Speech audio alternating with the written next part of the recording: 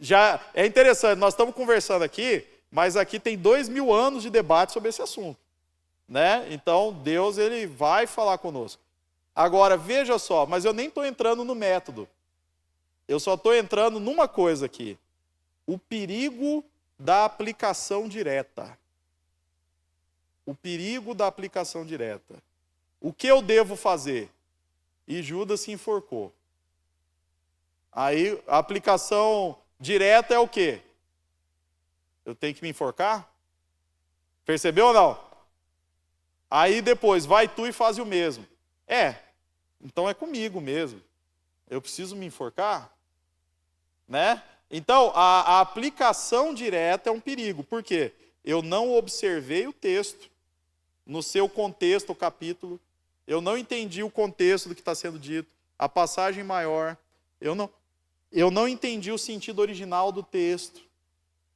Né? Quando ele fala, vai tu e faz o mesmo, não é no mesmo contexto de Judas se enforcar. Então, são contextos diferentes. Ou seja, uma aplicação direta é trágica. Né? Então, vocês estão vendo? É por isso que a Bíblia, corretamente lida, é uma bênção inestimável para a igreja. Agora, a Bíblia lida erroneamente é uma fábrica de heresias. Então, a gente precisa tomar muito cuidado. Não é, com isso é para não ler a Bíblia? Não leia a Bíblia que é muito perigoso. Não.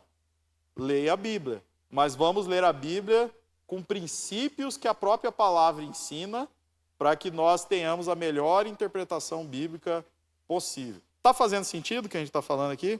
Alguém levantou a mão? Ali, pode falar, minha irmã.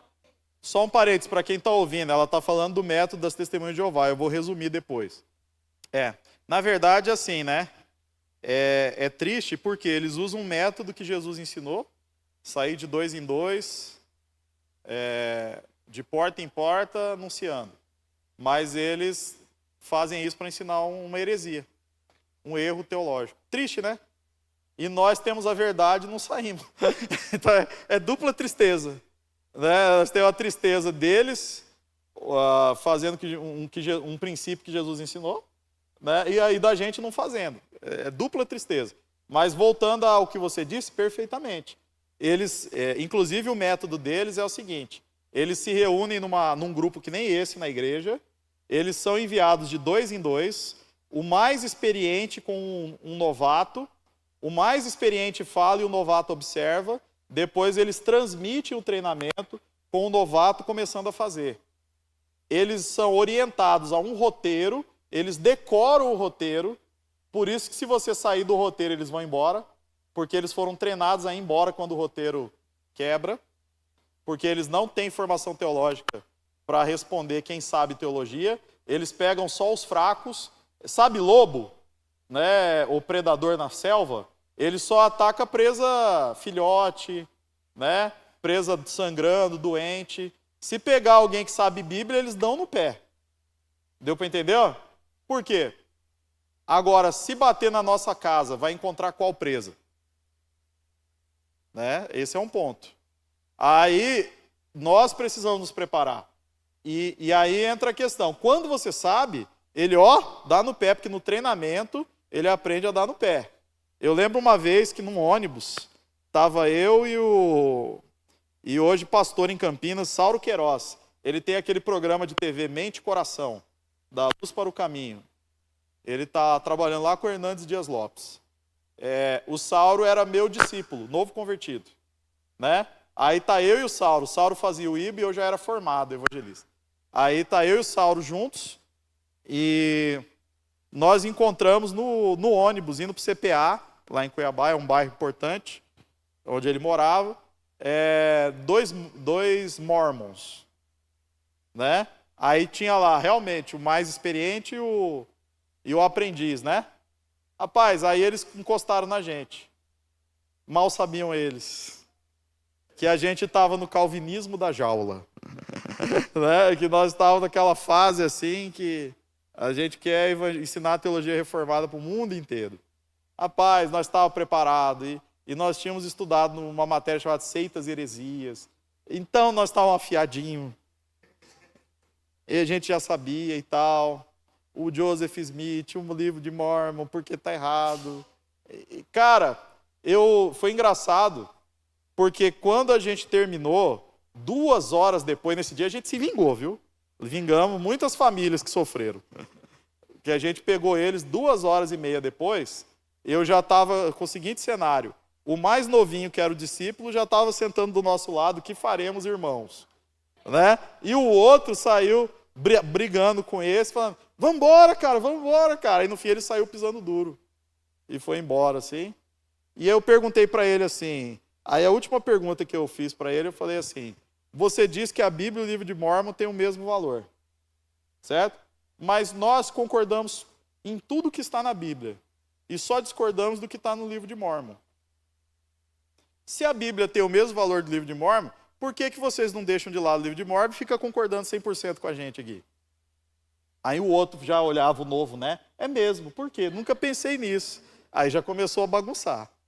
Aí, e no fim, eu peguei e fiz uma analogia lá, que se o livro de Mormon e a Bíblia tem o mesmo valor, se nós tivéssemos que queimar um deles, qual queimaria?